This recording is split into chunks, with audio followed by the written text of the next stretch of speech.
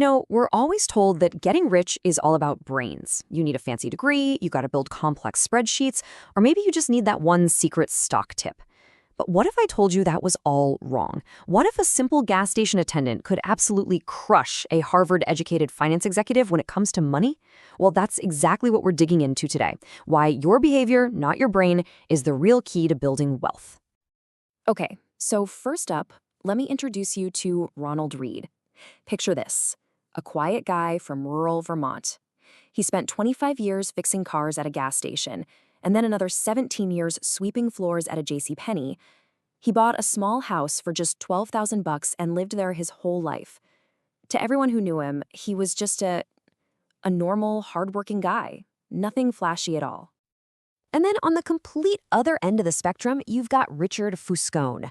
This guy was the real deal. Harvard MBA, rock star career at Merrill Lynch. He was so successful he actually retired in his 40s. He lived in this massive 18,000 square foot mansion with, get this, 11 bathrooms and 2 swimming pools. Just the monthly upkeep cost over $90,000. So you've got the humble janitor and the high-flying executive. Who do you think came out on top financially? I mean, it seems obvious, right? Well, the answer is genuinely shocking. When Ronald Reed passed away, this quiet janitor left behind an $8 million fortune.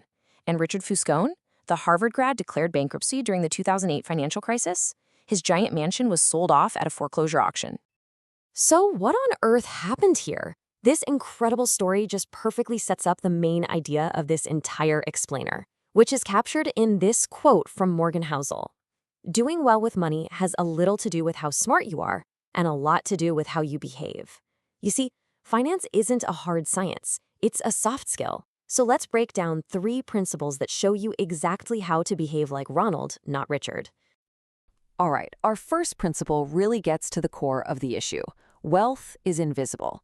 See, before you can even start building wealth, you have to know what it really is. And trust me, it's probably not what you think. We have this tendency to judge how wealthy someone is by what we can see. The fancy car, the huge house, the designer watch.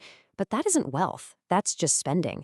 Real wealth is the money you don't spend. It's the income you save and invest. It's the car you didn't buy, the first-class upgrade you turned down. True wealth is what you don't see. Which leads to this great little thought experiment. Let me ask you this.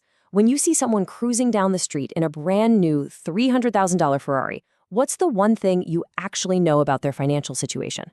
That they're rich? That they've made it? Nope. The only thing you know for an absolute fact is that they have $300,000 less than they did a moment before they bought it. And that's the whole point. Spending money to show people how much money you have is literally the fastest way to have less money. So how can you start practicing this kind of discipline? Here's a super simple, practical tool, the 30-day rule. It's easy. Step 1, when you get that urge to buy something you don't truly need, just write it down. Step 2, and this is the important part, you wait 30 days. Don't buy it, just wait. And step 3, after a month has passed, you look at that item again and ask yourself if you still feel that same burning desire to buy it. You'd be amazed how often the answer is no. Okay, let's jump to principle number 2, plan to change. Look, life is not a straight line, so why would your financial plan be one? This whole idea is about building a plan that's as flexible as life itself.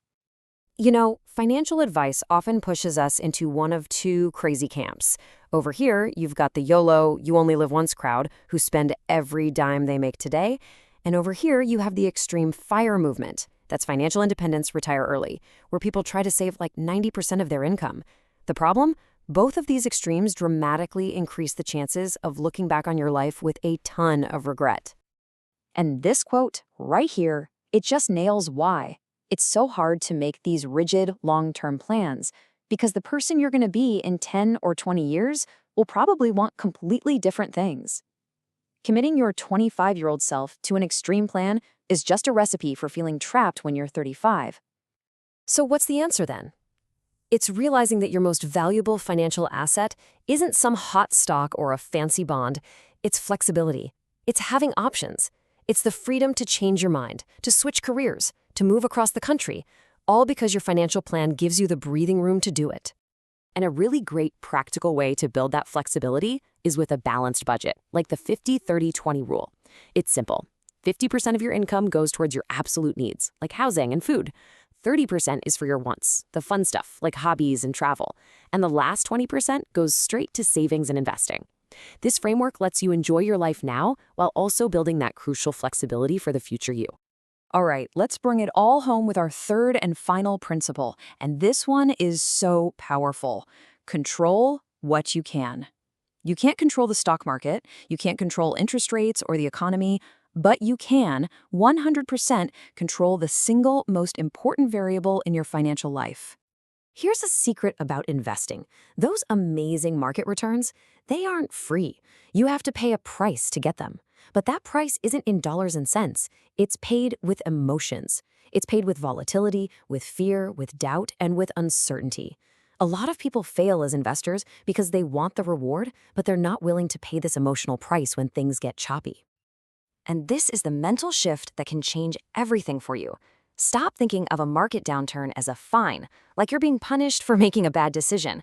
Instead, start seeing it as a fee. It's just the price of admission. It's the ticket you buy for the incredible long-term rewards the market can offer. I mean, think about it. You wouldn't go to Disneyland and demand a refund on your ticket just because it started to rain, right? This is the same idea. So how do you actually control your behavior when everyone else is panicking? You make a plan before the chaos hits. A great way to do this is by creating something called an investment policy statement. It's basically a contract with your future self. First, you clearly define your financial goals. Second, you write down your exact investment strategy. And third, this is the most important part, you define exactly what you will and will not do when the market inevitably crashes. It pre-commits you to rational behavior. When you boil it all down, it really comes back to this one simple idea. Personal finance is more personal than it is finance. It's not about being the smartest person in the room with the fanciest spreadsheet. It's about understanding yourself, your own fears, your own goals, your own behavior. It's way more about psychology than it is about math. So, the incredible stories of Ronald Read, the janitor, and Richard Fuscone, the executive, prove it. You absolutely do not need a Harvard MBA to build lasting wealth. Your intelligence alone is not going to do it. The only thing that truly matters is how you behave. So the real question is, will your behavior make you wealthy?